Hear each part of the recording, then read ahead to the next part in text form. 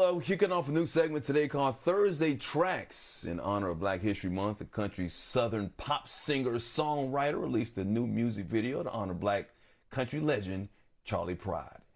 Here's Louisiana native Brei Carter singing her rendition of Pride's hit song, Kiss an Angel Good Morning. You've got to kiss an angel good morning and let him know you think about him when you're gone.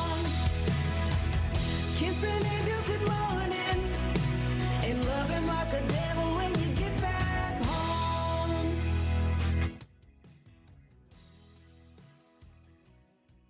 All right, love it. Beautiful voice, beautiful person. So let's welcome to Southern Belle, Brei Carter, to start your day. Good morning to you, Brei. Good morning, Mike. How are you? I'm doing great. Morning. Thank you for joining us here this morning. You have a powerful voice, beautiful voice. You got a great background, too. You transitioned Army veteran. Thank you for your service. Entrepreneur, published author. How did you get into country singing? How did you get into country music? What inspired your singing career? Well, honestly, I grew up listening to country music. I'm from the South, originally Louisiana. And I remember being a little girl. I also lived in Portland, Oregon. And my dad used to always sing Mr. Charley Pride. So it was always honestly instilled in me at an early age. I was in the church choir. My parents used to listen to, Loretta Lynn, Dolly Parton. Of course, they listened to the Temptations too, Aretha Franklin and all the greats in R&B, but they loved country music as well. So as a result, I just kind of, as I grew older, I just developed even a greater love for country music. And I just knew it was the path that God was leading me on. You know what? When I was growing up in Alabama, when I was in high school, I started appreciating country music. My dad was a huge country music fan too. He loved Charley Pride as well, so I give you a lot of props for that. But you describe your style, I understand, as country pop. Give us an idea of that unique style, that genre of music. Well, actually, we say kind of a little country, Southern pop, but you probably would add a little bit of soul in there too. If you really listen, there's some gospel roots as well. So you kind of get a little bit of different genres kind of mixed in together, with country being the base and the foundation of everything. So that's kind of what it is. It's just a little different. So, besides Charley Pride, who else were some of your influences when it came to country music? I love Loretta Lynn. I still love her today. It's just like the old traditional country music. Living with my grandparents for a while, I used to watch Hee Haw, Minnie Pearl, just the whole thing, just the whole feel. Dolly Parton, Tammy Wynette. It's just a ton. Aaron Neville, Alabama, Don Williams. There's just so many, honestly. We would honestly be sitting here all day if I could name all the ones that actually had a true influence on me growing up.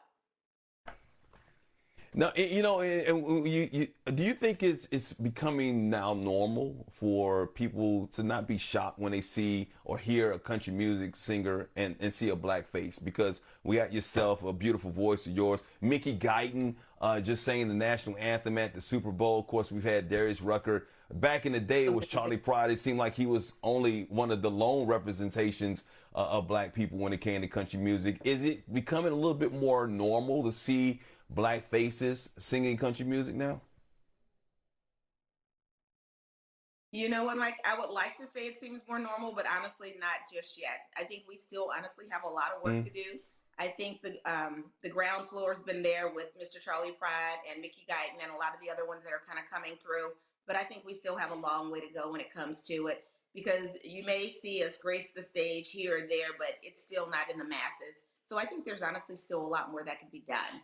Where it is normal, so it's not a shock. Because there's still so many that say, "Oh my goodness, I can't believe that you do country music." So when you hear that, it just brings it home that no, there's still a lot more work to be done.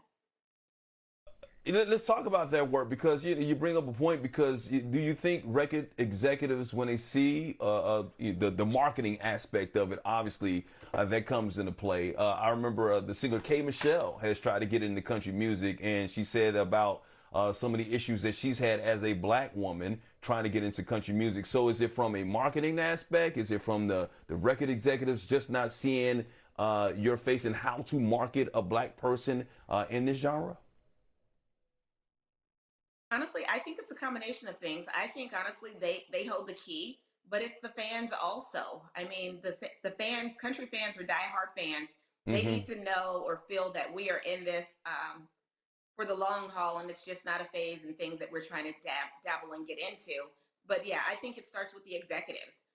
Once they actually, if they would actually put us out there more, then it could be more widely accepted. I think by the way of not really having us there, really represent one or two there, I think it just kind of keeps the door closed totally, honestly.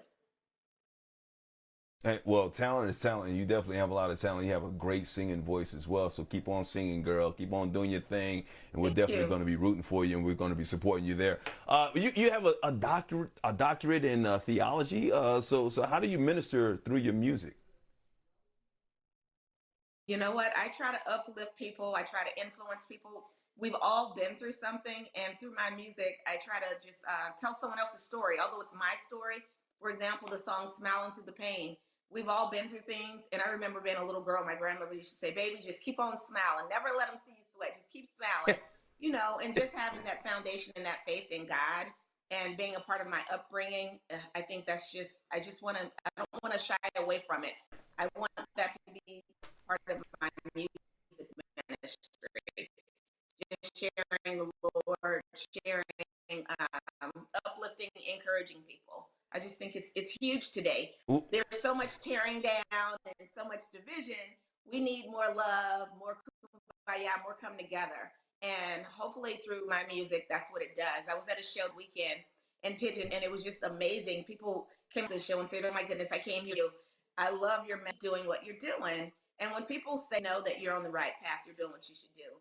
That doesn't mean that I'm perfect. Try to definitely, honestly, or others because we're honest together. It really takes a village. It takes a community.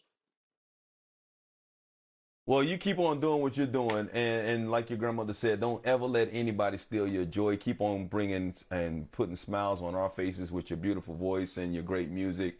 And we appreciate you, Bree.